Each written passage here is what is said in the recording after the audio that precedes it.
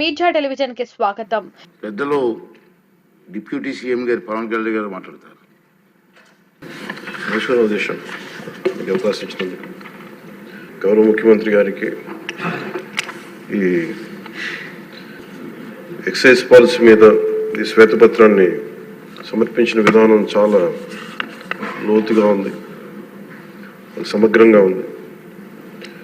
Excise పాలసీకి సంబంధించి గత 5 సంవత్సరాల్లో ఎలాంటి సమస్యలు ఉన్నాయి, ప్రజలు ఎలాంటి బాధలు పడ్డారు, ముఖ్యంగా ఇలా కల్తీ సారా తాగి, ఇలాంటి ఇలిసిట్ లిక్కర్ తాగి, వారి ప్రైవేట్ బ్రాండ్స్ తాగి ప్రజలు ఏ స్థాయికి వెళ్ళిపోయారు అనేది ప్రత్యక్షంగా నేను కూడా చాలా నా దగ్గరికి వచ్చి చాలా సమస్యలు చెప్పుకున్నారు ప్రజలు. ముఖ్యంగా గుంటూరు నుంచి ఒక బాధితురాలు వచ్చి భర్తను తీసుకొచ్చింది. భర్తను తీసుకొచ్చి నా భర్త నన్ను కొట్టేస్తున్నాడు, మీరు మాట్లాడండి, వీళ్ళు మందు తాగిని చెప్పి ఆవిడ పాపం బాధపడుతుంటే ఉన్న దెబ్బలు చూపించింది. భర్తను అడిగితే భర్త ఏమన్నాడంటే, నేను ఎప్పుడు ఇలా చేసేవాడిని కాదు, మందు తాగగానే నాకు అట్లా అయిపోతుంది, ఇది నర్వస్ డిజార్డర్ వచ్చేస్తుంది, న్యూరలాజికల్ డిజార్డర్ వచ్చేస్తుంది అనేది తర్వాత దీంట్లో తెలియదు అధ్యక్ష. భూమి ఒకసారి అంటే ఇది ఇంకా విష్ణుకుమార్ రాజు గారు చెప్పినట్టుగా ఇది ఇంకా 3,000 కోట్లుగా చాలా లోతైన దోపిడీ జరిగింది. దీంట్లో లాస్ ఆఫ్ కన్సిడరబుల్ రెవెన్యూ దాదాపు 18,860,51,50,00,000 అనేది ప్రాథమికంగా తేలింది. దీంట్లో అంటే ప్రజలకు కావాల్సిన డబ్బు, ప్రజలకి రావాల్సిన డబ్బు ఇవన్నీ కూడా ఎక్కడికి వెళ్ళిపోయినాయి.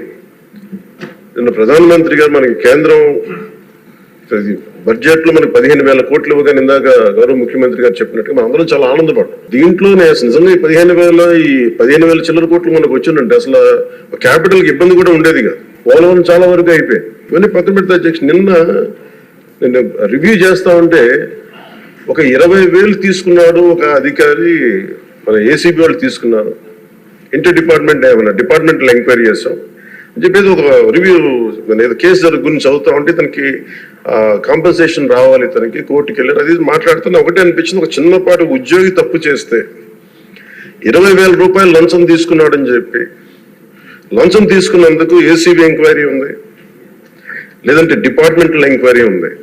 అలాంటిది రాష్ట్ర వ్యవహారాలు నడిపే ముఖ్యమంత్రి కానీ వారి సంబంధిత సభ్యులు కానీ స్టేట్ ఎక్స్చెకర్ కి 18,860 కోట్ల రూపాయలు పైచిలకు ప్రప్రథమంగా ఇక్కడే మనకు తేలుతా ఉంటే వీళ్ళు శిక్ష పడకుండా ఎలా తప్పించుకుంటారు?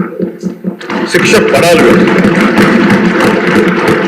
మనకి నైతిక బలం, నైతిక హక్కు ఎలా ఉంటుంది అధ్యక్ష? మనకి ఒక అధికారి 20,000 రూపాయలు నువ్వు తప్పు చేశావని చెప్పి ఏసీబీకి పట్టిస్తున్నావు.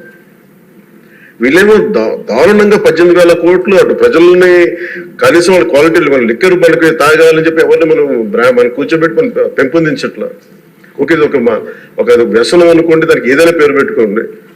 ముఖ్యంగా మనకి మద్యపాన నిషేధం అనేది చాలా చాలా కష్టమైన విషయం, ముఖ్యంగా ఆంధ్రప్రదేశ్.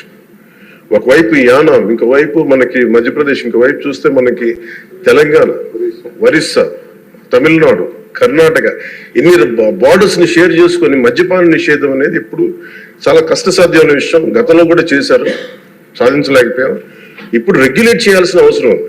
ఇందాక గౌరవ సభ్యులు బుచ్చయ్య చౌదరి గారు చెప్పినట్టుగా ఒకటి స్టేట్ ఎక్స్చెకర్ కి లాస్ జరిగింది, ప్రజలకి ఆరోగ్యానికి హాని జరిగింది. దాంతోపాటు అసలు ఈ వ్యసనాన్ని తగ్గించే పరిధిలో కూడా కొంత ఉన్నారు, కొంత బడ్జెట్ కేటాయించాలి. ముఖ్యంగా డి అడిక్షన్ సెంటర్స్ కానీ వీటితో పాటు కేటాయించాలి. అది కూడా సూచన బుచ్చయ్య చౌదరి గారు చెప్పిన సూచన కూడా మనం పరిగణలోకి తీసుకోవాలి అధ్యక్ష. ఎందుకంటే రేపొద్దు మనమే కనుక 18,000 కోట్లు ప్రస్తుతానికి వస్తే దాంట్లో కనీసం ఒక సర్టెన్ శాతం, ఒక 10% అంటాం, ఎంత పర్సెంటేజ్ పెద్దలందరూ కూర్చొని, విఘ్నులందరూ కూర్చొని దాంట్లో కొంత డి అడిక్షన్ కి దాన్ని ఖర్చు పెట్టాలి అధ్యక్ష. కేవలం దాన్ని ఆదాయంగా చూడకుండా అట్లీస్ట్ ఒక 10% డి అడిక్షన్ గా దాన్ని డి అడిక్షన్ సెంటర్స్ ఖర్చు పెట్టాలి. కానీ అన్నిటికంటే కూడా ఈ రోజున గౌరవ ముఖ్యమంత్రి గారు చెప్పింది, వీళ్ళని ఎలా ఇన్వెస్టిగేషన్ అంటే అలిగేషన్స్, దీనికి ఎండ్ అయింది ఈ ప్రెజెంటేషన్. ఇదే కనుక ఈ రోజున మనకి క్లాప్ మిత్రాస్కి ఈ రోజు డబ్బులు లేక పంచాయతీ బోర్డులో దాదాపు 9 నెలల నుంచి మనకి జీతభత్యాలు లేక ఒక 59 మంది నలిగిపోతాం. అలాగే ఫీజు రీయింబర్స్మెంట్ లేక విద్యార్థులు నలిగిపోతా ఉన్నారు.